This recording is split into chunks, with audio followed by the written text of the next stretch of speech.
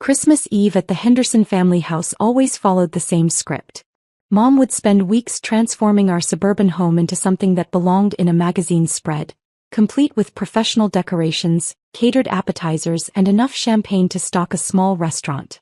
Dad would invite his business associates and their families, turning what should have been an intimate holiday into a networking event disguised as family time. And I would sit in the corner, watching my parents perform their annual tradition of reminding everyone within earshot that I was the family's greatest disappointment. This year felt different though. Not because anything had changed about their expectations or my apparent failures, but because I'd finally reached a point where their opinions couldn't touch me anymore.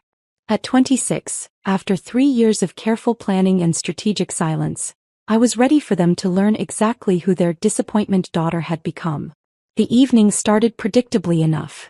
I arrived at 6:30 wearing my usual thrift store sweater and worn jeans, carrying a small gift bag that contained homemade cookies for my 12-year-old cousin Ashley. She was the only family member who'd ever shown genuine interest in my life, probably because she was too young to understand that I was supposed to be the cautionary tale. "There's our little artist," Mom announced to the room as I walked in, her voice carrying that particular tone of affectionate condescension she'd perfected over the years. "Still pursuing your little craft projects, I see." The assembled guests, a mix of Dad's colleagues from the investment firm and Mom's country club friends, turned to look at me with polite interest.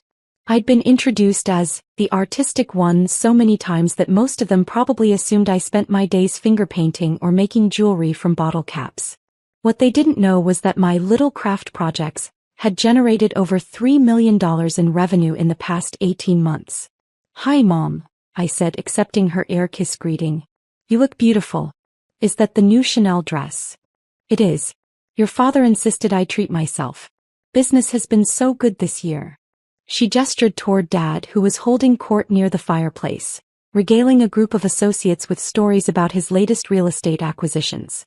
Business had indeed been good for Dad.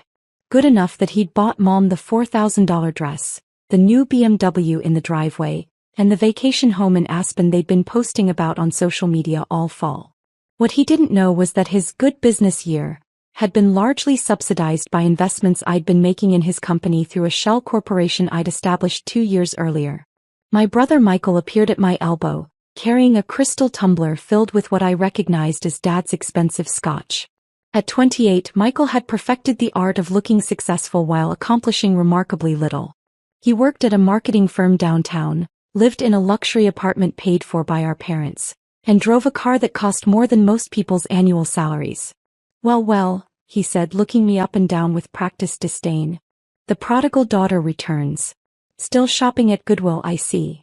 Still living in Mom and Dad's financial shadow, I see," I replied sweetly. His expression darkened, but before he could respond, our cousin Ashley bounded over with the enthusiasm only 12-year-olds could muster for family gatherings. "Katie, I didn't know you were coming. Did you bring any of your art stuff? I told my friends at school about those paintings you showed me last summer and they want to see pictures." "I brought you something even better," I said, handing her the gift bag. "I made these myself." Ashley opened the bag and pulled out a tin of decorated sugar cookies, each one hand-painted with intricate designs that had taken me hours to complete. Her face lit up with genuine delight, the first authentic emotion I'd seen all evening. "These are amazing. They look like tiny masterpieces." She held up a cookie decorated to look like a miniature Van Gogh Starry Night. "How do you even do this?"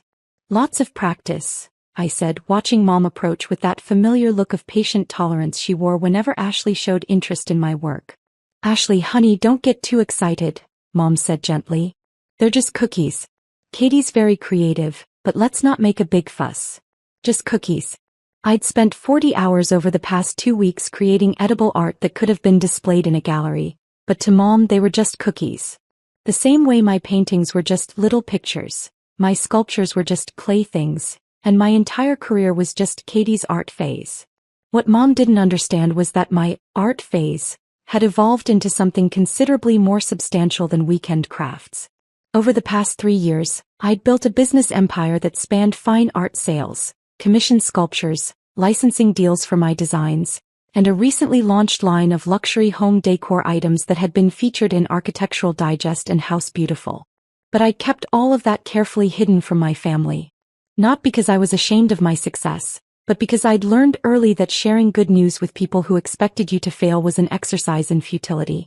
They'd either find ways to diminish your achievements or take credit for enabling them. Better to succeed quietly and reveal the truth when the moment was right.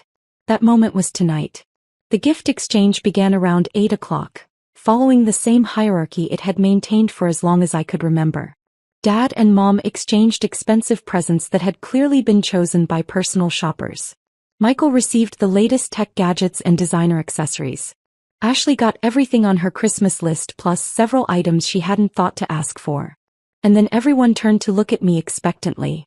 "I'm sorry," I said, settling deeper into the armchair I'd claimed in the corner.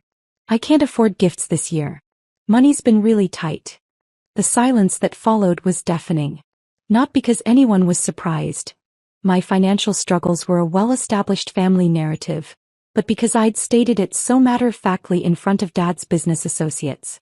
Mom's cheeks flushed pink with embarrassment. "Katie, surely you could have managed something small. Even homemade gifts show effort."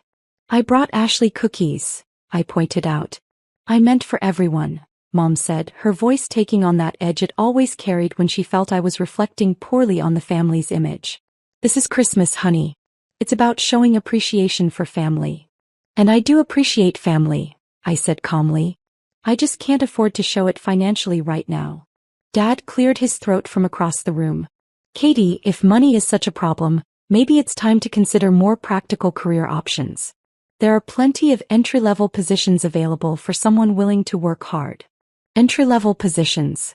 I was sitting in a room full of people who considered Dad a successful businessman, listening to him suggest I find entry-level work, while he remained completely unaware that I'd been one of his company's largest investors for the past 2 years.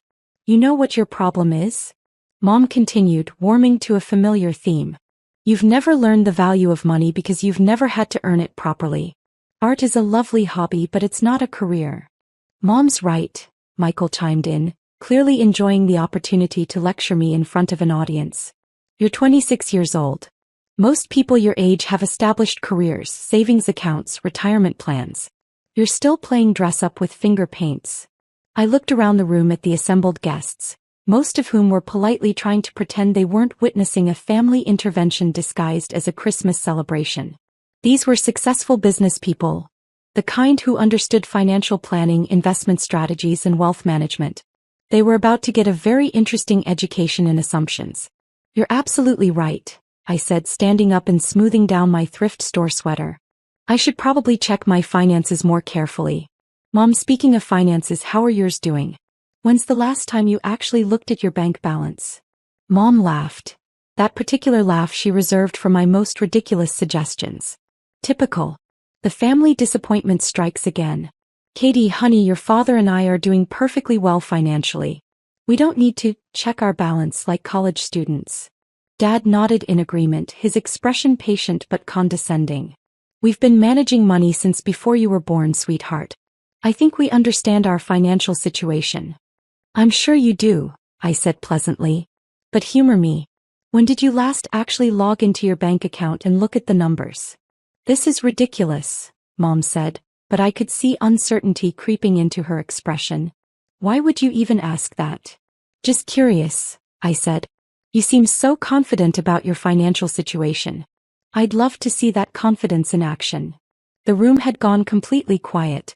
Dad's business associates were watching this exchange with the fascination people reserve for car accidents, unable to look away but uncomfortable with what they were witnessing. "Fine," Mom said, pulling out her phone with an exaggerated sigh. "If it will end this nonsense, I'll show you exactly how wrong you are about our finances." She opened her banking app, entered her password, and waited for the account information to load.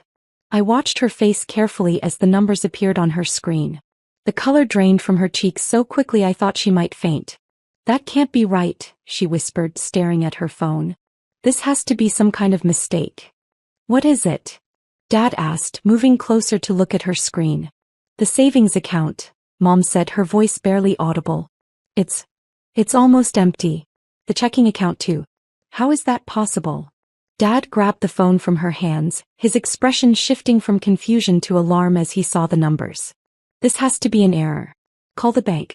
Someone's made a mistake. Maybe check your credit card balance too, I suggested helpfully. With shaking hands, Mom opened her credit card app. The number that appeared on the screen made her gasp audibly. $43,000, she read in a voice that cracked with disbelief. I owe $43,000. But that's impossible. I pay the balance every month. Do you? I asked gently. Or do you pay the minimum and assume Dad's covering the rest? The silence that followed was profound. I could see the pieces clicking into place in both their minds. Months of unchecked spending, assumptions about automatic payments, credit card bills that someone else was supposed to be handling. The vacation house, Dad said suddenly. The mortgage payments. I thought you were handling those. I thought you were handling them, Mom replied. And the BMW payment? I thought that was coming out of the business account. I watched my parents realize in real time that their comfortable lifestyle had been built on a foundation of assumptions and miscommunications. They'd been living like wealthy people while their actual finances crumbled beneath them. This is impossible, Michael said, though his voice lacked conviction. There has to be an explanation. There is an explanation, I said calmly. You've been spending more money than you've been making. For quite a while, actually. That's ridiculous, Dad snapped. The business has been doing incredibly well. The best year we've ever had. Has it? I asked. Or have you just been assuming it was doing well because money kept appearing when you needed it? The look of dawning horror on his face told me he was beginning to understand.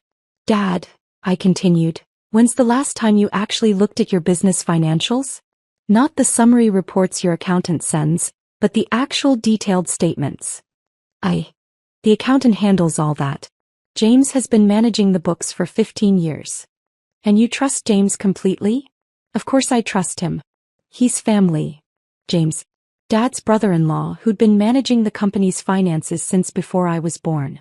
The same James who'd been embezzling money for the past 3 years, thinking no one would notice because Dad never looked at the detailed reports. The same James whose theft I'd discovered 6 months ago when I'd started investigating the company's finances as part of my investment strategy. You might want to call James, I suggested. Ask him about some of the recent transactions. Dad fumbled for his phone, his hands shaking as he dialed. The conversation that followed was brief and devastating. James wasn't answering his phone, and when Dad tried calling the office, he discovered that James hadn't been seen in 2 weeks. He's gone, Dad said numbly. The office manager says he cleaned out his desk and hasn't been back since. And the money? Mom asked, though her voice suggested she already knew the answer. Gone too. The Christmas party had transformed into a wake. Dad's business associates sat in stunned silence, realizing they were witnessing the collapse of a family's financial foundation in real time. Mom clutched her phone like a lifeline, staring at the devastating numbers on her screen. We're ruined, she whispered. The house, the cars, the vacation property. We can't afford any of it. Actually, I said, settling back into my chair, that's not entirely true. Every head in the room turned toward me. You can't afford any of it, I clarified. But it's not going to be a problem. Katie, Dad said, his voice heavy with exhaustion, this isn't the time for optimism. We're looking at bankruptcy. Foreclosure. We could lose everything. You're not going to lose everything, I said calmly. Because I'm not going to let that happen.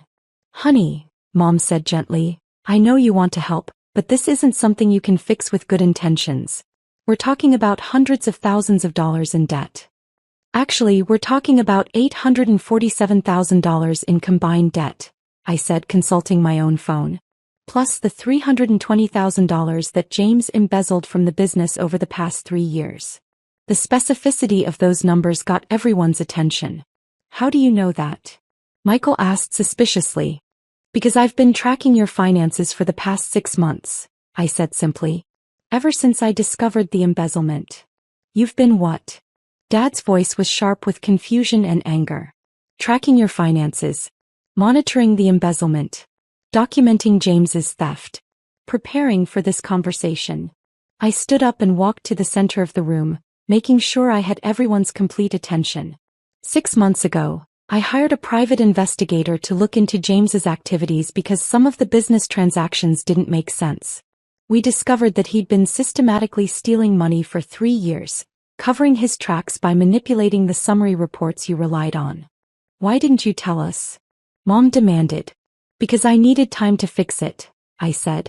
And because I knew you wouldn't believe me without overwhelming proof. From my purse I pulled out a thick folder and set it on the coffee table. Complete documentation of James's embezzlement. Bank records, transaction histories, forged documents. Everything you need for criminal prosecution and civil recovery. Dad grabbed the folder with shaking hands, flipping through pages of evidence that painted a clear picture of systematic theft and financial manipulation. This is incredibly detailed, he said after several minutes. Professional-level investigation. I hired the best, I said. Former FBI financial crimes specialist. Cost me $40,000, but it was worth every penny. $40,000? Mom stared at me in disbelief. Katie, where did you get $40,000? The same place I got the money to cover your mortgage payments for the past 6 months, I said calmly. The silence that followed was absolute. You've been paying our mortgage? Dad's voice was barely a whisper. And your credit card bills. And the BMW payment. And the vacation house mortgage. And about 15 other monthly expenses that you thought were being covered by business income that was actually being stolen. I pulled out my phone and opened my banking app, turning the screen so everyone could see the balance displayed there. $3.7 million, I said simply. Current liquid assets, not counting investment portfolios or business valuations. The number hung in the air like a physical presence. I watched my family process the implications while Dad's business associates tried to hide their amazement. $3.7 million, Michael repeated slowly. You have $3.7 million. In checking and savings, yes. Total net worth is closer to $12 million, but most of that's tied up in real estate and business investments. $12 million, Mom said faintly. You have $12 million. I have $12 million, I confirmed. From my little art phase. The transformation in the room was instantaneous and complete. Every person who'd been looking at me with pity or condescension suddenly saw me differently. I wasn't the family disappointment anymore. I was the family's salvation. How? Dad asked, his voice filled with awe and confusion. How did you make $12 million from art? The same way anyone makes money, I said. I identified a market need, developed products to meet that need and scaled the business intelligently. I walked over to the mantelpiece, where one of my paintings hung in a simple frame, a landscape piece I'd given Mom 3 years earlier.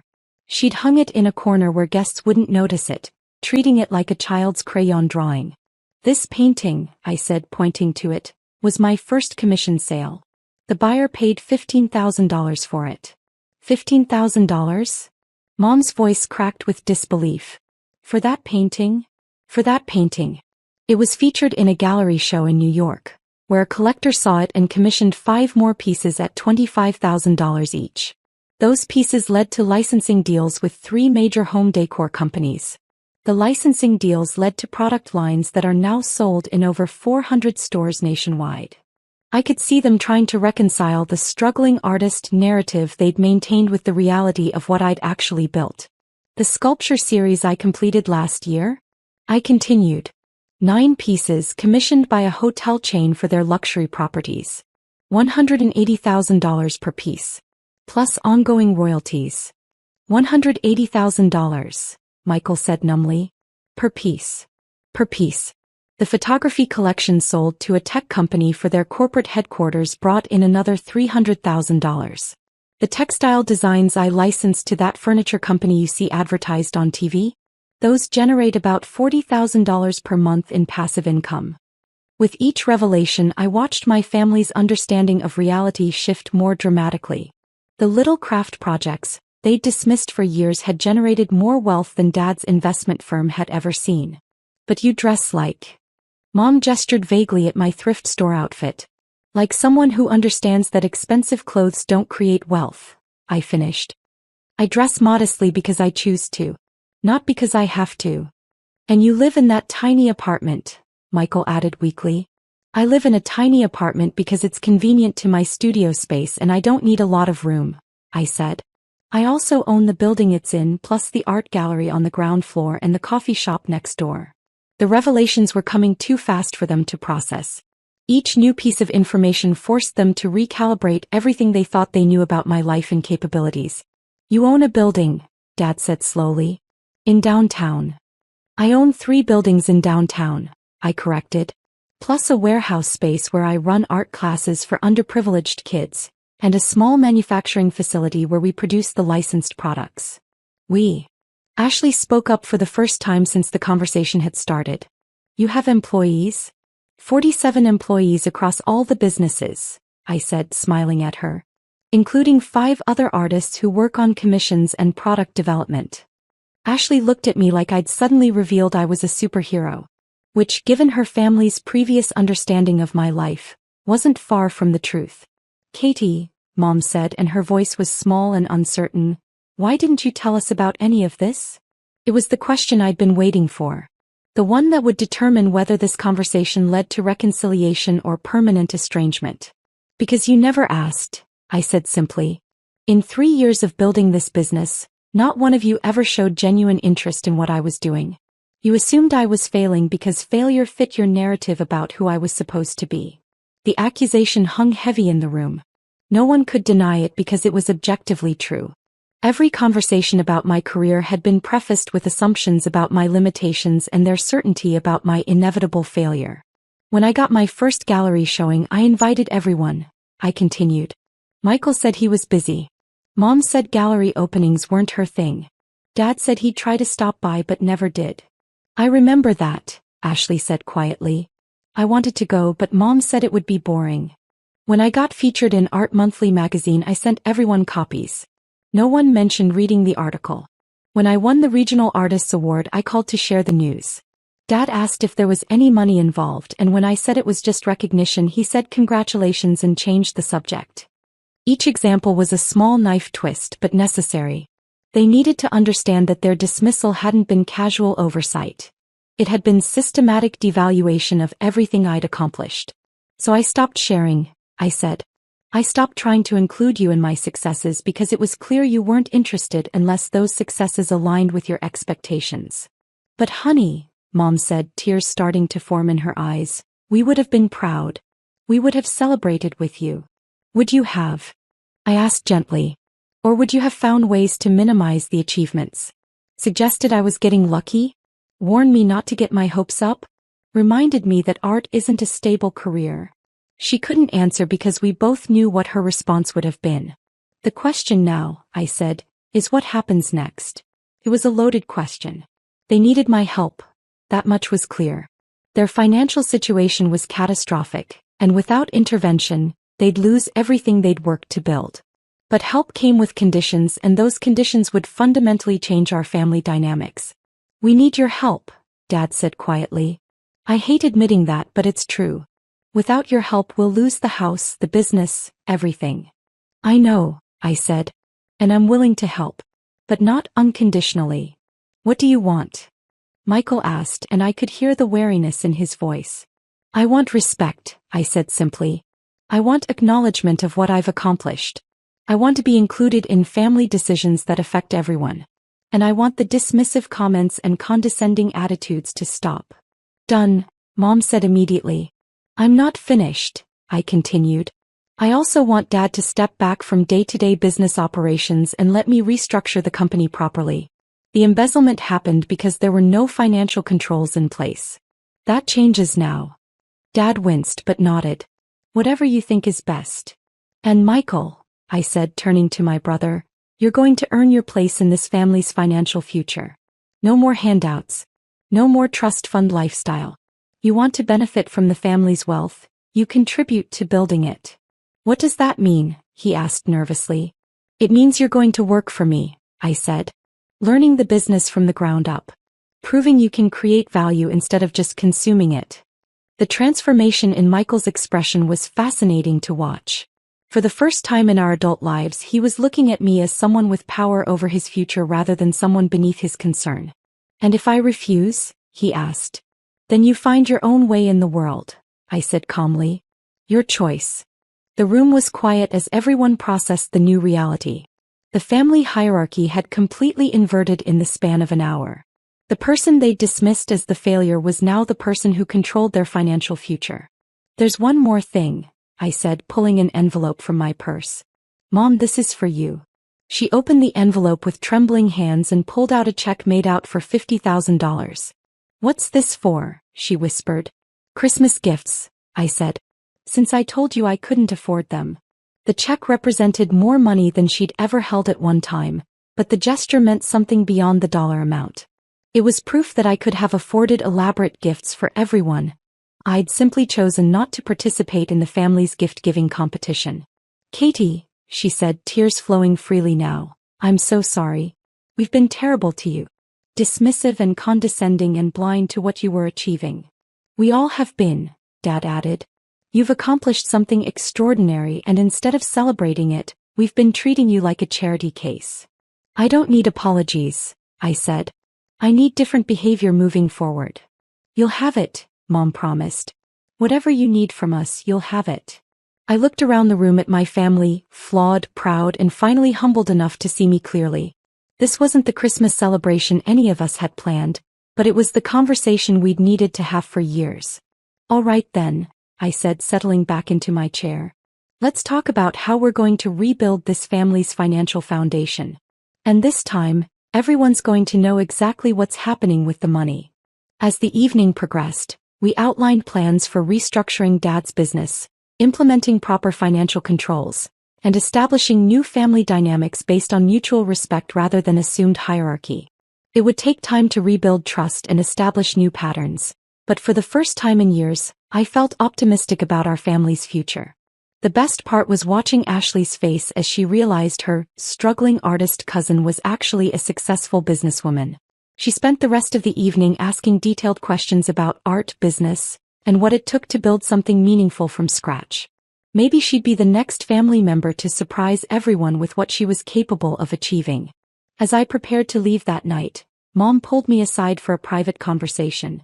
Katie, she said, I need you to know how proud I am of you. Not just for the money, but for the strength it took to succeed despite our lack of support. Thank you, I said. That means more than you know. And I need you to know, she continued, that we're going to do better. Be better. You deserved our support and encouragement all along, and you'll have it from now on.